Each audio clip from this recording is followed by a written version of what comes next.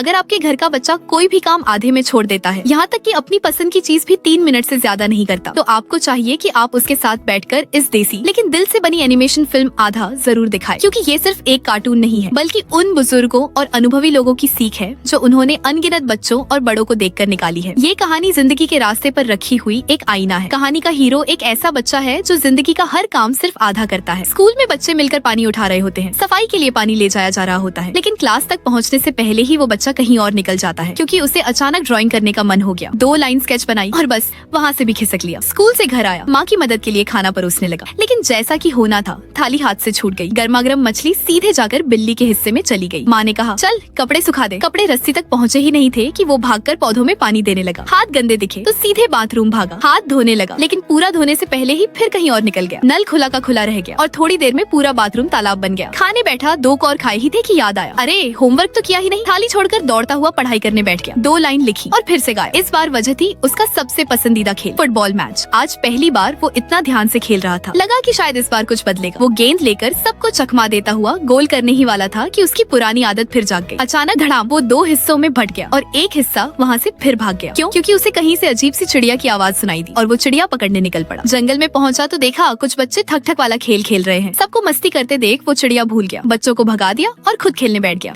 लेकिन कुर्सी अब भी गर्म भी नहीं हुई थी कि उसकी नजर झूले वाले पार्क पर पड़ गई। Bye bye. पर अजीब बात ये थी कि पार्क भी उसी की तरह निकला, वो भी बीच से आधा आधा फट गया। थोड़ा आगे जाकर वो बैठने ही वाला था कि टूटी हुई कुर्सी से उल्टा गिर पड़ा। दर्द से चिल्लाता हुआ एक आधा गुस्से में चला गया। फिसल पट्टी देखी तो खुशी से दौड़ा, लेकिन वो भी आधी थी और फिर से चारों खाने चित। बाकी बच्चे मोर का नाच देख रहे थे, वो भी भीड़ में घुस गया, लेकिन मोर ने उसे देखा तो सिर्फ आधा पंख फैलाया। बोर होकर वो सर्कस पहुंचा। हाथी ने जैसे ही उसे देखा बजाना बंद किया और खुद भी आधा आधा होकर स्टेज से उतर गया। अब कोई उसे पसंद नहीं कर रहा था। वो जू पहुंचा, सोचा ये तो सुरक्षित जानवर है। उसने शेर के बच्चे को पीछे से छेड़ दिया। अगले ही पल शेर भी फट गया। अब असली शेर और बाघ उसके पीछे पड़ गए। डर के मारे वो फिर से 2 हिस्सों में बटा और भागने लगा, लेकिन एक पैर से भागा नहीं जा रहा था। आखिर दोनों हिस्से फिर से जुड़ गए। कूदकर नदी में चला गया और जान बचाई। हंस ही रहा था कि नदी भी बीच से फट गई। एक आधा सीधे कीचड़ में गिर गया। किसी तरह बाहर निकला, सोचा चलो नहा लेते हैं, लेकिन फव्वारा भी सिर्फ आधा ही धो रहा था। फिर भी उसे फर्क नहीं पड़ा। दूर से बड़ा सा झूला दिखा, जायंट व्हील। वो चढ़ गया। दोगुनी खुशी के लिए 2 हिस्सों में बटकर आमने सामने बैठ गया, लेकिन अगली ही सेकंड व्हील भी उसकी नकल करने लगा। धड़ाम, दोनों आधों को हवा में उछाल दिया। जिंदगी और मौत के बीच झूलते हुए उस बच्चे को आखिरकार समझ आ गया, आज जो हुआ वो मजाक नहीं था। अगर यही चलता रहा तो अगली बार खोने वाली चीज उसकी जान भी हो सकती है। उस दिन के बाद उसने हर काम पूरा करना सीख लिया और आधा बच्चा एक ध्यान से काम करने वाला अच्छा बच्चा बन गया।